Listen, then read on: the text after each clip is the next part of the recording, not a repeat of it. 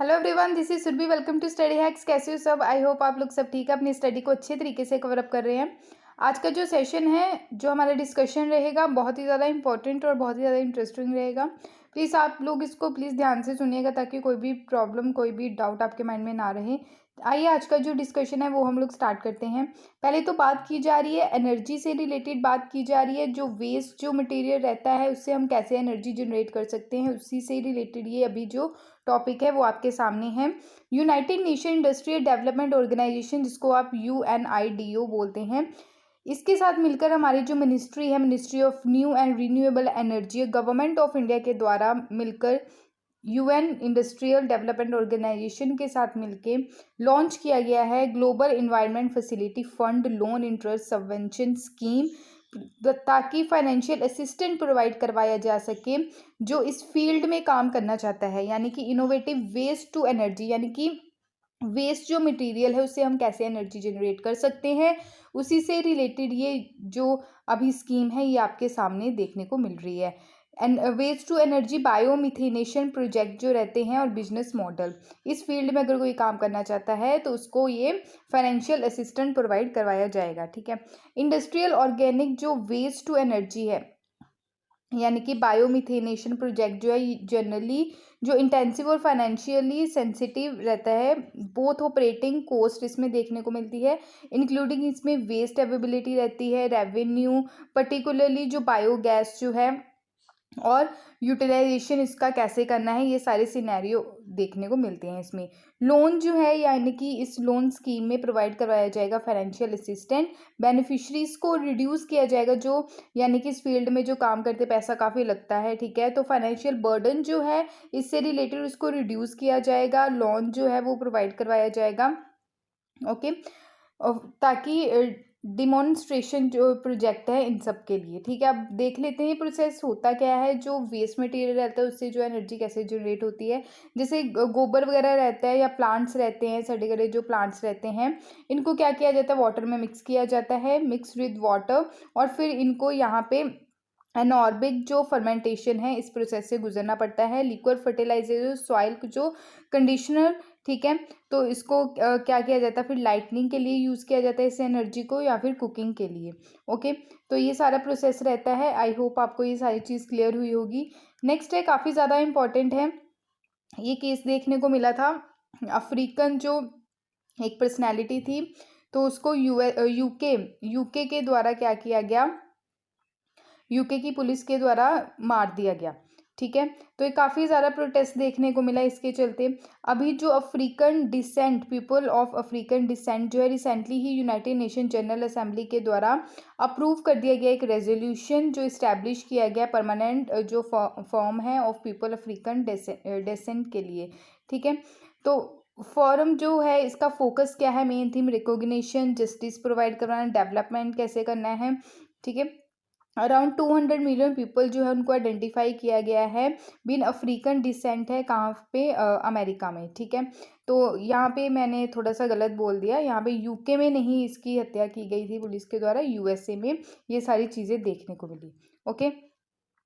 Next है, many जो millions अगर देखें, millions more live other parts of the world, यानी कि अफ्रीकन्स जो हैं अलग अलग वर्ल्ड के, जो अलग अलग कंट्रीज़ में रहते हैं। ठीक है। Outside the African continent.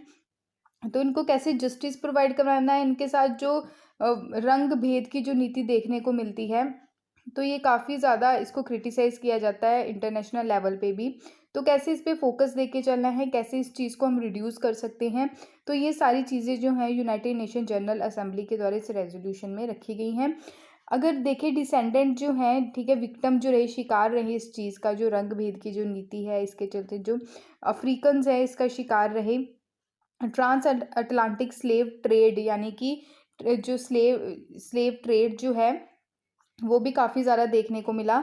Recent जो माइग्रेंट है और कॉन्स्टिट्यूट किया गया सम जो पुअर थे, मोस्ट जो मार्जिनलाइज्ड ग्रुप थे, ठीक है, उनको काफ़ी ऐसी चीज़ों का सामना करना पड़ा जो मतलब बड़ी ख़राब कंडीशंस देखने को मिली। तो उसके चलते ये सारे डिसीजंस, ये रेजोल्यूशन पास किए गए कि इसको कैसे हमने ख़त्म करना है या कंट्रोल करना है। ठीक है। तो लिमिटेड एक्सेस है क्वालिटी एजुकेशन का, हेल्थ सर्विसेज का, हाउसिंग जो है प्रॉपर नहीं है, सोशल सिक्योरिटी जो है वो प्रॉपर नहीं है, ठीक है, बेटर एजुकेशन इनको नहीं मिलती, उसमें भेदभाव देखने को मिलता है, हेल्थ सर्विस भी जो है वो भी अच्छी तरीके से इनको सर्विस नहीं दी जाती। तो एक्सपीरियंस जो है यानी कि भेदभाव काफ़ी ज़्यादा, इनको भेदभाव का सामना करना पड़ा, काफ़ी एक्सपीरियंस इसका करना पड़ा। जस्टिस जो है वो सही तरह से प्रोवाइड नहीं करवाया जा रहा था, फेस करनी पड़ी इनको जो हाई रेट पुलिस जो वायलेंस है, ठीक है। तो रेशियल जो प्रोफाइलिंग है इसको कैसे ख़त्म करना है, बेसिकली मेन मकसद यही है। डिग्री ऑफ अगर देखिए पॉलिटिकल पार्टिसिपेशन काफ़ी लो है इनका, बोथ वोटिंग में या फिर ऑक्यूपाइंग पॉलिटिकल पोजीशन में।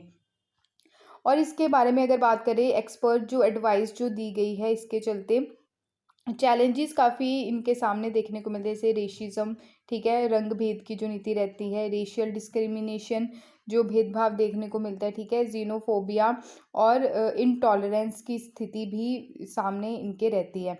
अगर बात करें रेजोल्यूशन जो है फर्स्ट सेशन जो इसका देखने को मिलेगा 2022 में, इससे रिलेटेड इनिशिएटिव भी लिए गए, जैसे Durban declaration and programme of action 2001 में, 2014 में जनरल असेंबली के द्वारा ऑफिशियली लॉन्च किया गया international decade for people of African descent 2015 से 2024 तक, ठीक है। तो हमारे जो हमारी भी जो इंडियन पर्सनैलिटी थी महात्मा गांधी जी, इनके द्वारा भी अफ्रीका में, साउथ अफ्रीका में ख़ास तौर से ऐसा जो प्रोटेस्ट किया गया, ठीक है। तो इस चीज़ के खिलाफ लड़ा गया कि रंग भेद की जो नीति है इसको ख़त्म किया जाए, ठीक है, अपार्थाइड मूवमेंट जिसको हम बोलते हैं। और गांधी जी के बाद जो देखने को मिली पर्सनालिटी नेल्सन मंडेला जी भी, तो इनको भी इसी के चलते यानी कि जेल में भी भेजा गया। तो नेल्सन मंडेला जी को जो है साउथ अफ्रीका का जो गांधी के नाम से भी जाना जाता है, ठीक है। तो ये काफ़ी ऐसे लोग निकल के आए जिन्होंने इस चीज़ के खिलाफ आवाज़ उठाई। तो ये जो रंग भेद की नीति जो है, ऐसे डिस्क्रिमिनेशन करना, ये बिल्कुल गलत है। तो यूनाइटेड नेशन जनरल असेंबली के द्वारा जो है रेजोल्यूशन अप्रूव कर दिया गया है, ठीक है, इसके चलते। आई होप आपको इतनी चीज़ क्लियर हुई होगी। ये तो हमने अफ्रीकन पीपल उनके बारे में बात की। अब रोहिंग्या के बारे में बात करते हैं। रोहिंग्या जो कम्युनिटी है जो म्यांमार से निकल के आती है, ठीक है। तो हाल ही में ही रिसेंटली जो मिनिस्ट्री ऑफ होम अफेयर के द्वारा इन्फॉर्म किया गया है लोकसभा में, जो रिपोर्ट देखने को मिली सम रोहिंग्या माइग्रेंट की, ठीक है, जो इलीगल एक्टिविटीज़ देखने को मिली उसके चलते। करंट अगर सिचुएशन देखिए, रोहिंग्या जो है इलीगली हमारी कंट्री में वेरियस पार्ट्स जो है हमारी कंट्री का वहाँ पे रह रहे हैं। तो इसके चलते काफ़ी इश्यूज भी हैं जो सामने निकल के आएंगे। जैसे कंसर्न क्या है, इश्यूज क्या है, कि नेशनल सिक्योरिटी को बहुत ज़्यादा खतरा रह सकता है इसके चलते। क्लैश ऑफ इंटरेस्ट जो है वो भी देखने को मिलेगा। पॉलिटिकल इंस्टेबिलिटी बहुत ज़्यादा देखने को मिल सकती है। मिलिटेंसी जो है ये भी राइज होने का काफ़ी ज़्यादा खतरा है। ह्यूमन ट्रैफिकिंग जो है यानी कि रोहिंग्या जो कम्युनिटी है, तो इसमें क्या देखने को मिल सकता है, वुमेन्स की, चिल्ड्रन की, ये ह्यूमन ट्रैफिकिंग जो केसेस है वो भी देखने को मिल सकते हैं अगर इसको कंट्रोल नहीं किया गया तो। डिस्टर्बेंस जो है वो काफ़ी ज़्यादा देखने को मिल रहा है लॉ एंड ऑर्डर का। क्लैश ऑफ इंटरेस्ट की अगर हम बात करें, ये मैं बेसिकली समझाना भूल गई। जैसे अगर किसी पर्टिकुलर एरिया में लोग रह रहे हैं, तो वहाँ पे रोहिंग्या कम्युनिटी भी रह रही है आगे, तो लोगों में और रोहिंग्या जो कम्युनिटी है इनके बीच में क्लैश भी देखने को मिल सकता है, लड़ाई, वायलेंस, जो दंगे फसाद है ये भी देखने को मिल सकते हैं। तो ये सारे इश्यूज है, ये सारे कंसर्न है जो काफ़ी ज़्यादा इंपॉर्टेंट है। लॉ एंड ऑर्डर की सिचुएशन तो है वो जो है काफ़ी ज़्यादा बिगड़ सकती है किसी पर्टिकुलर एरिया में। अगर बात करें passport entry into India act 1920 का, ये एक्ट जो है ये काफ़ी ज़्यादा इंपॉर्टेंट एक्ट है ये, ठीक है। तो ये एक्ट जो है ये एम्पावर करता है गवर्नमेंट को कि ये रूल्स बना सकती है इससे रिलेटेड, कि जो रिक्वायरिंग पर्सन है जो एंटर करता है इंडिया में, पोजेशन ऑफ पासपोर्ट, ठीक है, और गारंटी देता है ये एक्ट गवर्नमेंट को, पावर देता है to remove from India any person, कोई भी पर्सन अगर इंडिया में एंटर करता है विदाउट पासपोर्ट तो उसको इंडिया से बाहर भेजा जा सकता है, ठीक है। तो अगर देखें तो जो रखाइन स्टेट से ये कम्युनिटी निकल के आती है, म्यांमार के रखाइन स्टेट से, सितवे पोर्ट आपको याद रखना है, यहाँ पे सिचुएटेड है म्यांमार में, ठीक है, ये रखाइन स्टेट है पूरा। तो यहाँ से ये कम्युनिटी निकल के आई है, ठीक है। तो बांग्लादेश में भी गई, एक आइलैंड है, ठीक है, वो आइलैंड का नाम बताइएगा मेरे को, आई थिंक मैंने ये डिस्कस भी किया था, ठीक है। तो यहाँ पे बांग्लादेश में एक आइलैंड है, वहाँ पे भी रही, तो काफ़ी ज़्यादा क्रिटिसाइज़ भी किया गया इस सब चीज़ का। तो आपको ये लोकेशन याद रखनी है, रखाइन स्टेट कहाँ पे सिचुएटेड है, ठीक है। म्यांमार से कम्युनिटी निकल के आती है ये। अगर बात करें फॉरेन एक्ट जो है 1946 का, ये भी काफ़ी ज़्यादा इंपॉर्टेंट है। इसने रिप्लेस किया फॉरेनर्स जो एक्ट है 1940 को। इसमें जो पावर दे रखी है डील विद ऑल फॉरनर्स, ठीक है। और साथ ही साथ गवर्नमेंट के पास ये पावर है कि वो स्टेप ले सकती है, ज़रूरी स्टेप ले सकती है जो प्रिवेंट कर सके जो इलीगल माइग्रेंट्स हैं, ठीक है। तो रोहिंग्या की अगर हम बात करें, ये इंडो आर्यन एथनिक ग्रुप है, रेखाइन स्टेट से ये निकल के आता है म्यांमार के, ठीक है। डिस्क्राइब किया गया है यूनाइटेड नेशन के द्वारा इनको, ये मोस्ट प्रोसिक्यूटेड माइनॉरिटी है ऑल ओवर वर्ल्ड में। रोहिंग्या रिफ्यूजी क्राइसिस देखने को मिला। रोहिंग्या पीपल जो काफ़ी लंबे समय से वायलेंस फेस कर रहे हैं, डिस्क्रिमिनेशन फेस कर रहे हैं म्यांमार में, ठीक है। तो इम्पोर्टेंट हो जाती है, आप लोगों को ध्यान रखना है। नेक्स्ट है अल मोहिद अल हिंदी 2021। ये एक बायलेटरल नेवी एक्सरसाइज है between India and Saudi Arabia, याद रखना है आपको, ओके। नेक्स्ट है प्राइम मिनिस्टर्स शर्म अवार्ड अभी अनाउंस किए गए हैं, ओके। देखते हैं इसके बारे में। प्राइम मिनिस्टर शर्म जो अवार्ड्स हैं रिसेंटली गवर्नमेंट ऑफ इंडिया के द्वारा अनाउंस किए गए हैं, 2018 के ये अवार्ड्स हैं।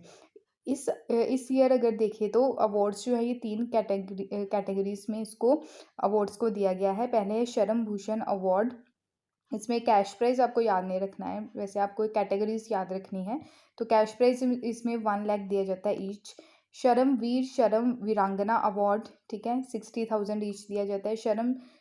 शर्म देवी अवार्ड, इसमें कैश प्राइज 40,000 दिया जाता है।